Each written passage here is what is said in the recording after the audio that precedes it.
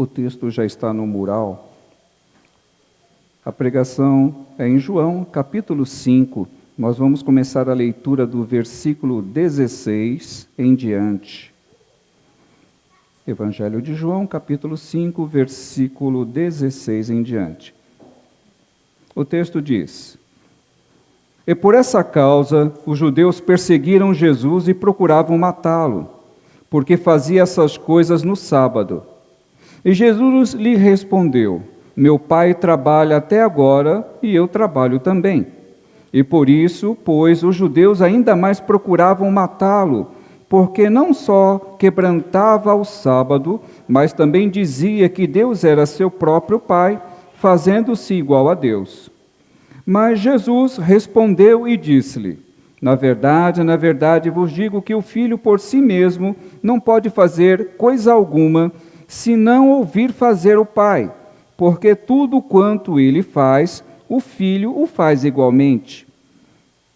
Porque o Pai ama ao Filho e mostra-lhe tudo o que faz, e ele lhe mostrará maiores obras do que estas, para que vos maravilheis. Pois assim como o Pai ressuscita os mortos e vivifica, assim também o Filho vivifica aquele que quer.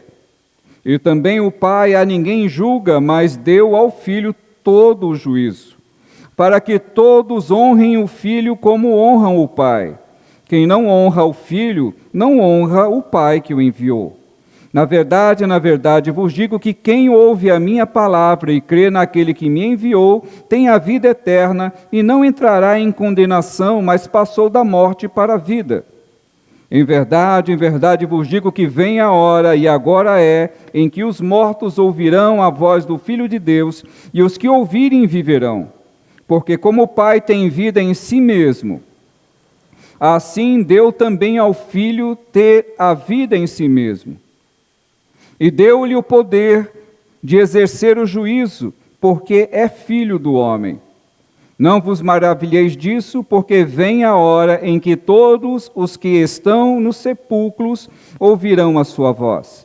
E os que fizeram o bem sairão para a ressurreição da vida, e os que fizeram o mal para a ressurreição da condenação.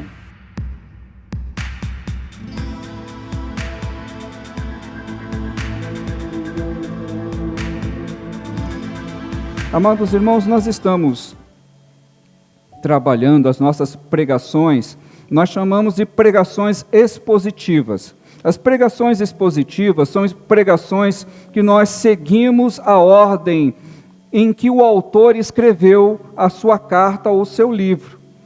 Então eu estou seguindo a ordem que João escreveu o seu evangelho. E nós estamos agora, nessa noite, vamos trabalhar no Evangelho de João, na segunda parte em que João ele vem trazer para os seus leitores o conteúdo e reafirmar o trabalho e função de Jesus. Jesus veio ao mundo com um princípio e com uma função. Tudo aquilo que Jesus veio para realizar, ele realizou, porque assim como ele disse nesse texto, tudo aquilo que o Pai faz, o Filho também faz.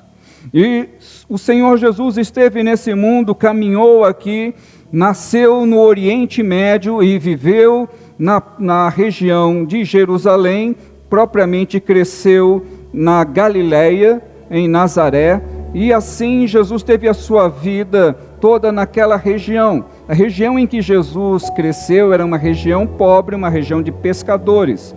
E Jerusalém era considerado como se fosse a capital de Israel, o lugar onde o templo existia, onde os religiosos ali moravam, onde a grande maioria dos fariseus, que era um grupo de religiosos judeus, eles residiam, e ali onde as melhores e maiores escolas do mundo judaico existia.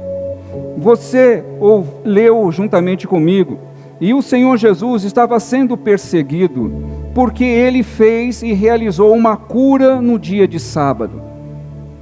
Tudo aquilo que João escreve, ele nos mostra por que Jesus foi morto. Se as pessoas não entendessem o propósito da morte de Jesus, poderiam imaginar que Jesus foi morto porque cometeu algum crime, porque fez alguma coisa errada. Por causa disso, João escreve, porque os cristãos estavam espalhados pelo mundo, e a religião cristã ela era perseguida, e muitos consideravam os cristãos como criminosos.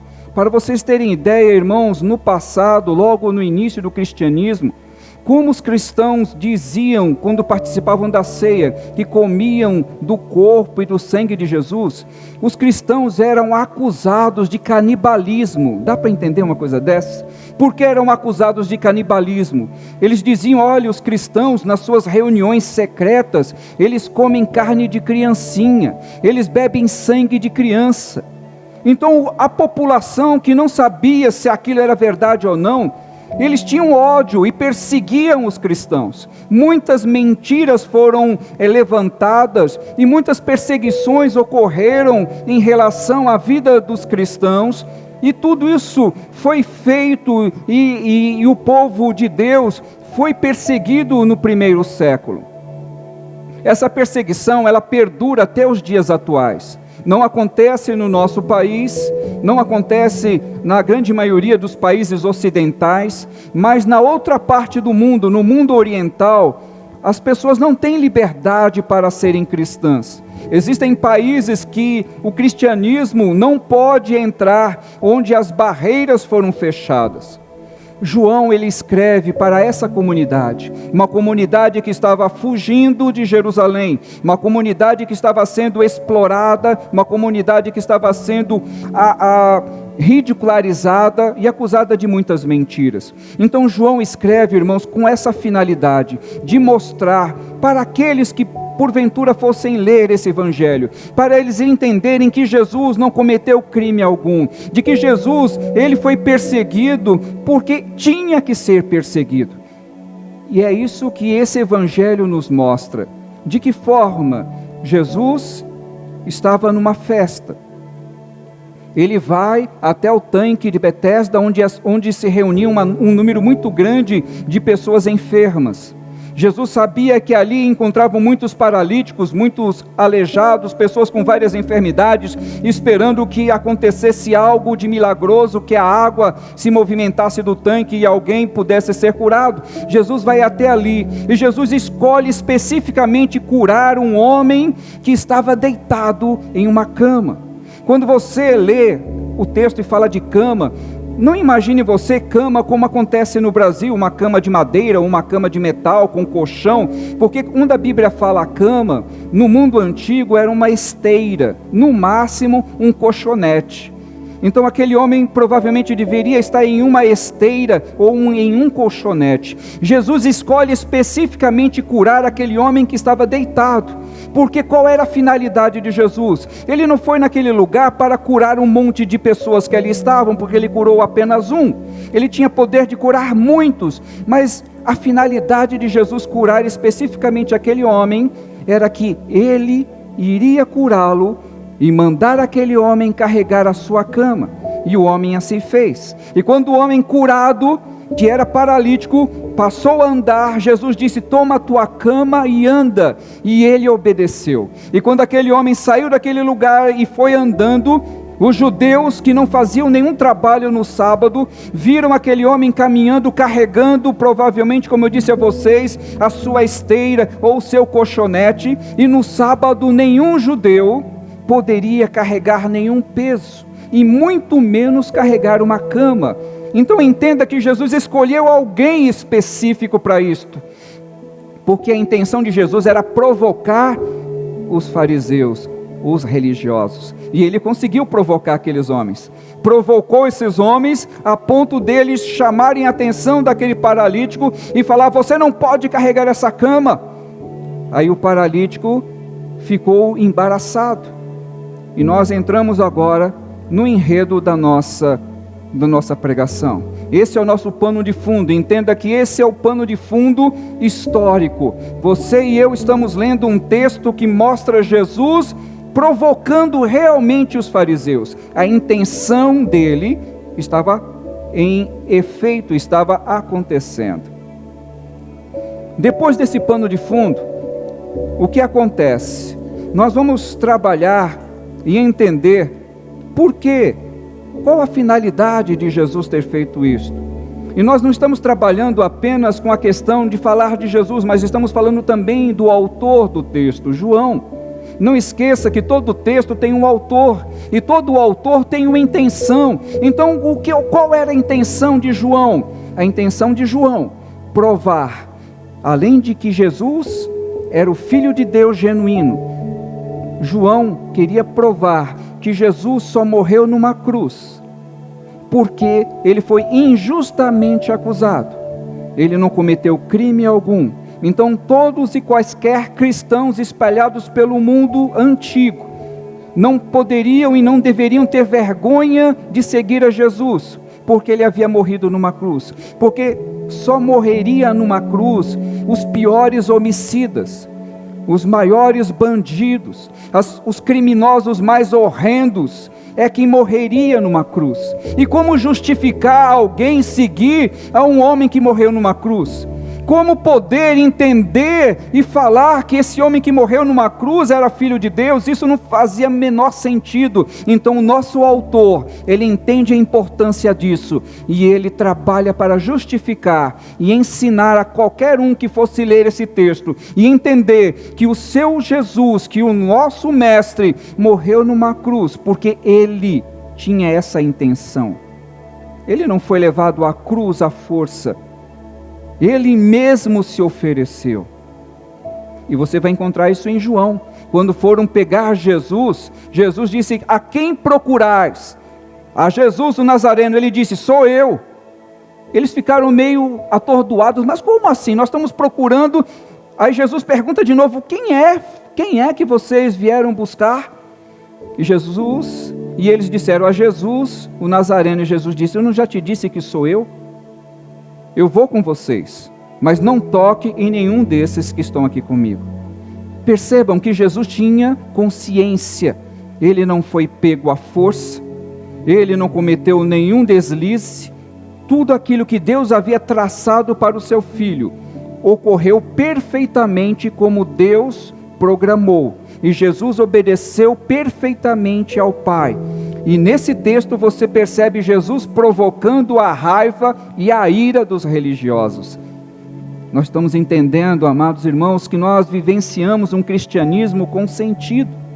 Tudo aquilo que a igreja é hoje, tudo aquilo que o Senhor tem feito através dos séculos, nada acontece por acaso. O Deus que nós servimos não é o Deus que criou o mundo e se afastou e deixou o mundo rolar e fazer o que bem entende. Deus é um Deus que comanda todas as coisas. E Jesus, por ser filho de Deus, ele também tem a mesma mentalidade do Pai. É isso que nesse texto nós encontramos Jesus falando: o Pai trabalha até agora e eu trabalho também. Tudo que o Pai faz, eu também faço. E é esse Jesus que nós servimos. Esse Jesus magnífico que a igreja espalhada pelo mundo serve. Os cristãos espalhados pelo mundo, eles entregam a sua vida a esse Jesus que sabe o que faz. Assim também, amados irmãos e irmãs, é a vida do cristão. O homem e mulher de Deus não vive apenas por viver, não anda como se não soubesse para onde vai. Nós sabemos exatamente para onde nós vamos, e nós sabemos exatamente por que estamos aqui. Nós temos consciência do chamado, temos consciência do quanto o Senhor ainda há de trabalhar na minha e na tua vida.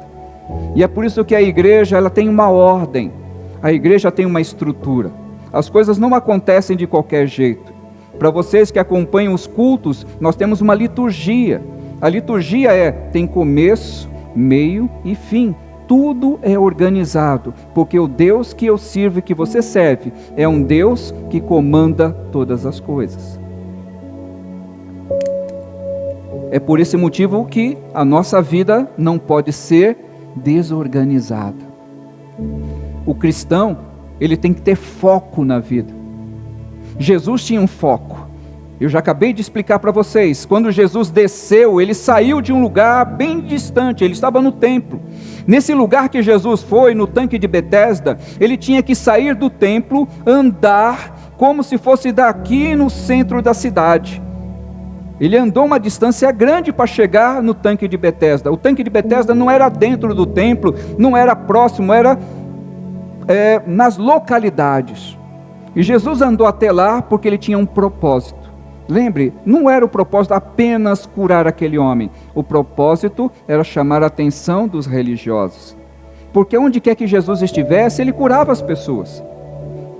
Aquele homem que Jesus curou nem sabia quem era Jesus, nem conhecia Jesus. E a Bíblia nem diz que ele se tornou um servidor, nem diz que ele se tornou um seguidor de Jesus. A Bíblia não fala. Jesus foi exclusivamente ali para curá-lo. Jesus não pregou a ele, Jesus não disse que ele estaria salvo, Jesus curou. E disse, vai. E quando Jesus o encontra no templo, Jesus disse para ele, olha, toma cuidado, para que não te aconteça coisa pior.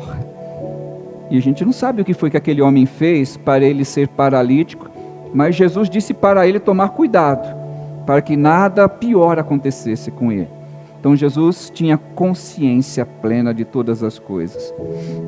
Então você leu, por que nós trabalhamos o texto, estamos trabalhando de uma forma expositiva? É a melhor forma para o crente aprender Bíblia. Quando você lê juntamente comigo, e nós estamos explicando passo a passo para vocês o que está aqui, quando você for ler esse texto uma outra vez, você já vai ter mais facilidade. Se porventura você tiver a oportunidade de explicar para alguém, você já vai ter vários argumentos para explicar. E é assim que a Bíblia, ela vai se multiplicando as suas informações, porque Deus, Ele usou a João. João se preocupou em escrever, assim como o Senhor tem feito isso através dos séculos com muitas pessoas, e vai continuar fazendo. E aqueles que foram escolhidos pelo Senhor, como o texto nos diz, que Jesus, Ele escolhe os seus. O Senhor Jesus, Ele chama aqueles que Ele quer. Nesse texto, nós temos um questionamento. Aqueles judeus, os fariseus, questionavam Jesus, por que Ele fez aquele milagre. E Jesus disse a eles que Deus estava trabalhando o tempo integral. Era um sábado, e na vida dos judeus tradicionais, eles não realizavam nenhum tipo de trabalho no sábado. Eles não cozinhavam, não pescavam, não faziam nenhum tipo de trabalho manual. Tudo o que eles tinham que comer já deixava pronto de um dia para o outro, nem cozinhar eles não cozinhavam. Adiantavam tudo que podia adiantar para não ter que fazer nenhum tipo de trabalho. O sábado era extremamente rigoroso para a vida de qualquer judeu, e até os dias de hoje ainda continua assim. Muitos judeus, eles guardam o sábado. Eu trabalhei na região da Avenida Angélica, em São Paulo, e a Avenida Angélica é um reduto da comunidade judaica em São Paulo. E eu trabalhava aos sábados, trabalhava em uma clínica, e quando terminava o meu plantão, era exatamente por volta do meio-dia. E quando eu saía da Avenida Angélica, eu trabalhava quase no final da avenida e tinha que percorrer a avenida inteira. E quando eu saía da clínica em direção à minha casa, por onde eu passava eu via os judeus vestidos como se fosse para uma festa. Quando tinha uma mulher e criança, ela muito bem vestida, as mulheres bem vestidas, as crianças até com terninho, os menininhos com terninho e tudo. Porque o sábado para o judeu é um dia especial. Os homens vestem terno, as mulheres vestem roupa de festa e as crianças ficam todas elas arrumadinhas, porque sábado é o dia do Senhor. E isso é ordem de Deus. Então os judeus não estavam fazendo nada errado. Aqueles fariseus, eles não estavam fazendo coisa errada, eles estavam zelando por aquilo que Deus havia deixado para eles. Mas Jesus tinha algo a mais para ensinar para eles. O que Jesus tinha para ensinar é o mesmo que a igreja tem feito até hoje. Por que a maioria das igrejas evangélicas espalhadas pelo mundo não guarda o sábado? Porque no mundo ocidental, o nosso dia de descanso é o domingo, não é o sábado. A grande maioria das pessoas, e principalmente nas cidades grandes, trabalham o sábado. Mas o dia de domingo é o dia de descanso, então é o dia que nós reservamos para o Senhor. Mas do outro lado do mundo, no mundo oriental, principalmente na Ásia, se você sair do Brasil e você for para o Oriente Médio, o dia de descanso deles começa na sexta-feira, depois do pôr do sol. Tanto para os islâmicos, quanto para o povo judeu. Então o mundo islâmico, eles não trabalham também no sábado. Eles guardam, de certa forma, o sábado. Eles ainda entendem que tem que guardar o dia do Senhor. E isso, como eu estou citando para vocês, não tem problema algum, não é essa a questão. Foi o que Jesus disse para eles, que o homem não foi criado para o sábado, mas o sábado foi criado para o homem. Ou seja, Deus fez com que existisse um dia de folga para que o homem não trabalhasse todos os dias. E esse dia de folga é para que o homem dedicasse ao Senhor. Então, se você está hoje aqui, como na grande maioria das igrejas espalhadas pelo mundo, num domingo, adorando a Deus, você está fazendo aquilo para o qual Deus designou o dia. E você e eu estamos fazendo o quê? Adorando a Deus no dia que Ele reservou para que nós pudéssemos fazer isso. E essa comunidade é uma comunidade muito grande de adoradores do Senhor. Tudo isso é trabalho de Jesus. E é a obra que Jesus fez. Nós entendemos o trabalho de João. João, ele trabalha o texto, nos passa essa informação, e depois João continua trabalhando a fala de Jesus. Jesus, na sua fala, ele diz: na verdade vos digo que quem ouve a minha palavra e crê naquele que me enviou tem a vida eterna, e não entrará em condenação, mas passou da morte para a vida. O que é que Jesus veio fazer? Por que que ele veio a esse mundo tenebroso? Por que que ele passou pelo processo pelo qual ele passou? O que é essa vida que Jesus veio trazer? É exatamente o que você está fazendo aqui hoje. Você está fazendo algo diferente do restante da comunidade do mundo.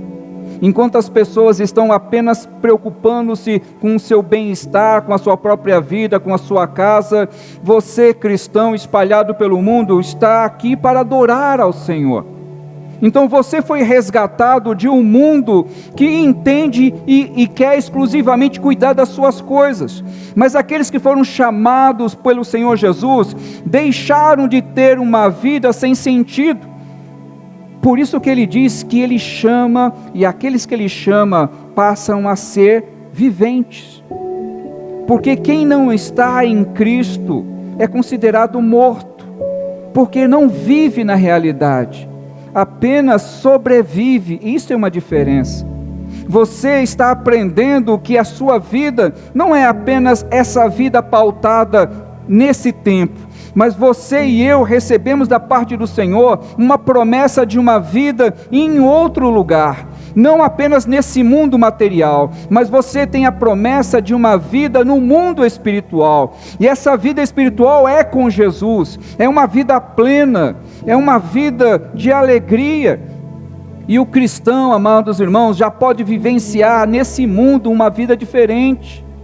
Porque o cristão, aquele que é nascido de novo, aquele que entende o processo de vida, ele não vive uma vida amargurada, ele não vive uma vida pesarosa, não vive reclamando, aliás, não deveria viver reclamando, porque você tem motivos de sobra para agradecer ao Senhor, porque Jesus disse que Ele escolheu, Ele te escolheu. Entenda o privilégio. Ser escolhido é algo extraordinário. E o Senhor Jesus nos escolheu para nos dar vida. E o Senhor Jesus continua falando para aqueles homens: não tem como você falar que adora a Deus e você nega o Filho de Deus. Quem tem o Filho tem a vida.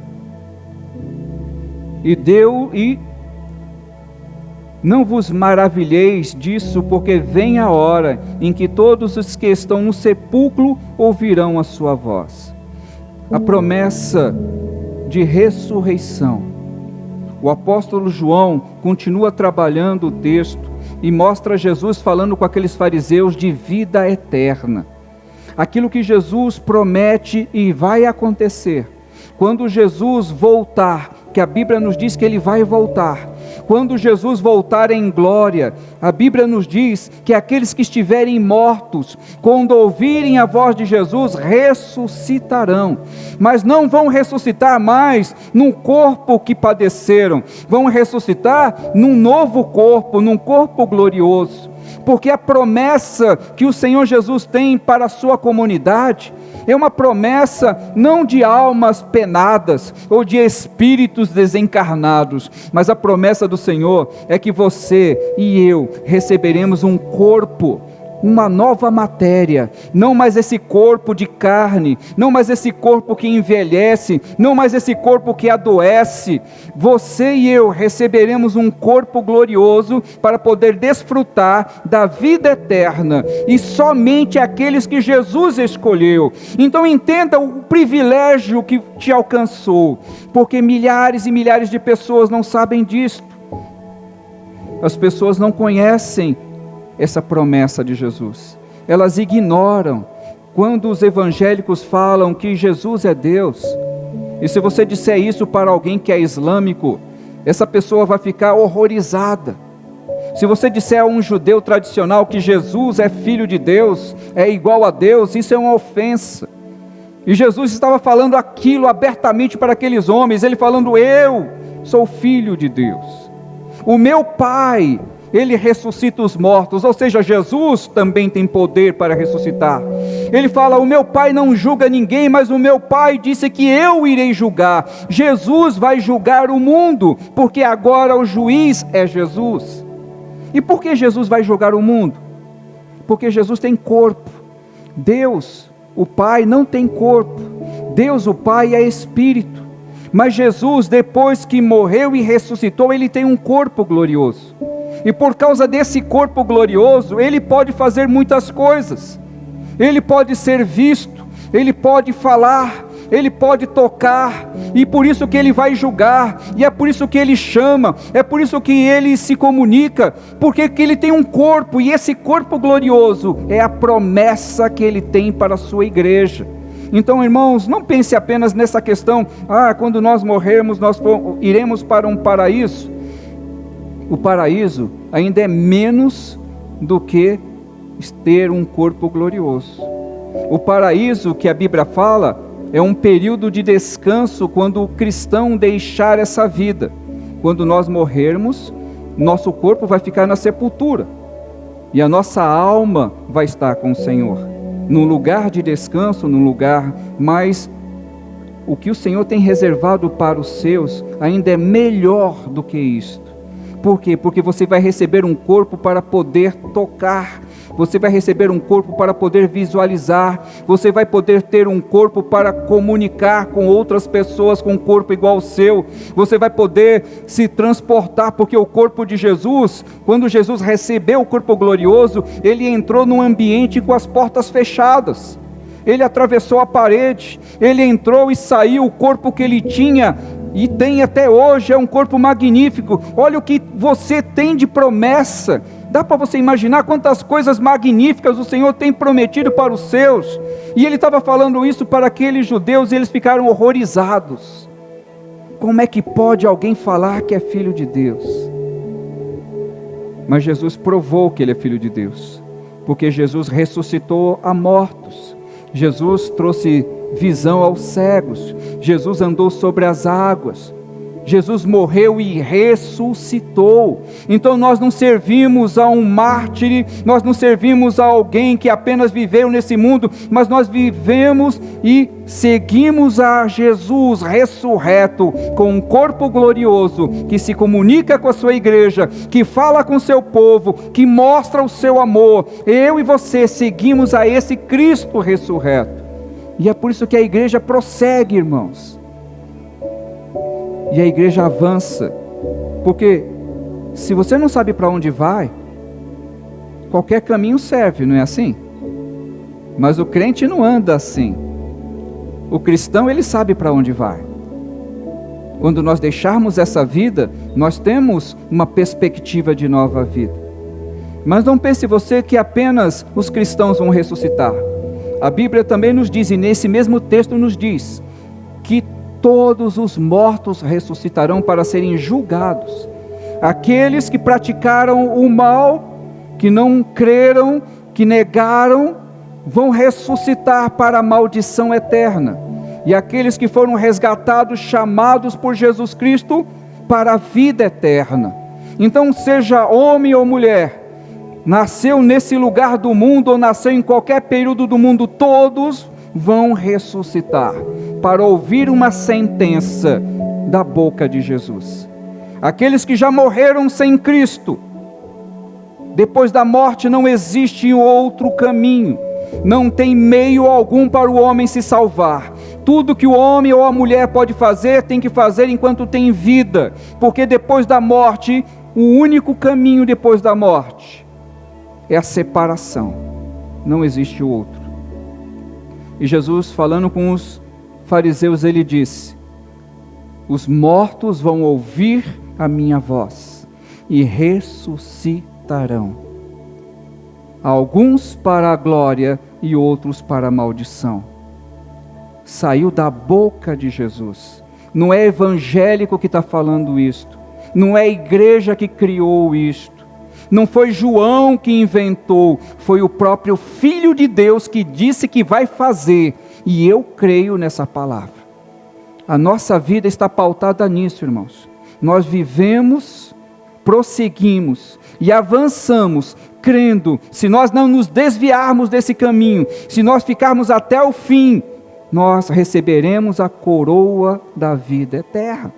Você vai ressuscitar, eu também vou ressuscitar. Vamos receber um novo corpo e vamos estar com Cristo para a glória dele. Isso é muito, muito bom. Quem é que tem essa esperança, irmãos? Quem no mundo que você vai perguntar aí, alguém vai falar para você o quê? Muitos nem acreditam que Jesus é Filho de Deus. Não acreditam, infelizmente. Então, se você é cristão e vive uma vida sobre a orientação divina, a tua vida tem um propósito. A minha vida tem um propósito. Eu vivo para adorar ao meu Senhor. Você vive para adorar e honrar o nome de Jesus. Como que eu honro o nome de Jesus? Fazendo a obra que Ele nos mandou fazer. Todos nós fomos incumbidos dessa obra. Proclamar o nome de Cristo. Exaltar o nome de Jesus. Anunciar o nome de Jesus. Falar do amor e da graça de Jesus. É isso. A vida cristã deve ser vivida com alegria, pois quem nos dá alegria é o Espírito Santo do Senhor. Porque o Espírito Santo testifica que nós somos filhos de Deus. Nós fomos adotados por Jesus. Jesus escolheu quem Ele quer para ser filho de Deus. O único filho que Deus tem é Jesus. É o filho que saiu do Pai, tem a mesma natureza do Pai. E todos nós somos escolhidos para sermos adotados. Fomos escolhidos por Jesus para sermos adotados por Deus. O mundo está em trevas, irmãos. O mundo vive em trevas. O mundo é confuso, as pessoas são confusas, desnorteadas, desorientadas. E alguns cristãos vivem uma vida também assim. Muitos crentes vivem desorientados, não têm um foco na vida, não têm uma finalidade, não sabem o que fazer da vida, está fora do propósito. Nós temos que ter um propósito, e o propósito é adorar ao Senhor. A minha vida tem que ter, e a tua vida tem que ter um propósito, irmãos. Porque você é luz, você é luz, você foi chamado para alumiar. Você foi chamado como luzeiro nesse mundo tenebroso. onde as pessoas vivem sem esperança, você não pode ser uma pessoa sem esperança, porque você tem um chamado, você tem um objetivo na vida.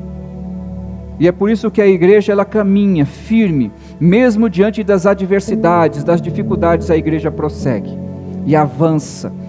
E Jesus disse para aqueles homens que estavam diante dele, de que ele era o Filho de Deus, de que o Pai trabalhava e ele trabalhava também, de que o Pai realizava milagres e ele realizava também, de que ele sabia de onde veio e para onde iria, e tudo isso para a glória de Deus Pai Todo-Poderoso. Tudo que Deus fez para a glória de Deus Filho Todo-Poderoso. Tudo que Jesus tem feito é para a glória do Pai, o Pai para a glória do Filho e o Espírito para a glória do Pai. Que você guarde essa palavra no seu coração. Que você tenha propósitos na sua vida. Se porventura você não sabe qual é esses propósitos, peça ao Senhor que te oriente. Porque Jesus sabia perfeitamente o que ele tinha que fazer. E fez tudo certinho. Eu e você também temos um propósito na vida. Se você ainda não sabe qual é, peça ao Senhor que te oriente, para que você faça tudo aquilo que é e faz parte da vontade de Deus. Amém? Vamos orar? Eu te convido a orar.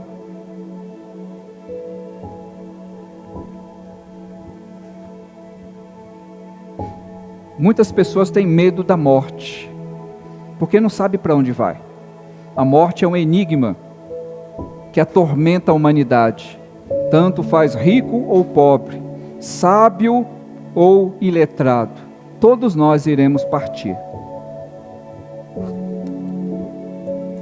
E a humanidade tem pavor da morte. Mas Jesus, ele nos orienta a respeito dessa fase da vida que todos nós vamos passar. Ele nos dá um foco. Que esse foco seja alegria para a tua vida. Que você possa falar desse Jesus para mais e mais pessoas. Senhor Jesus, nós te louvamos, Pai.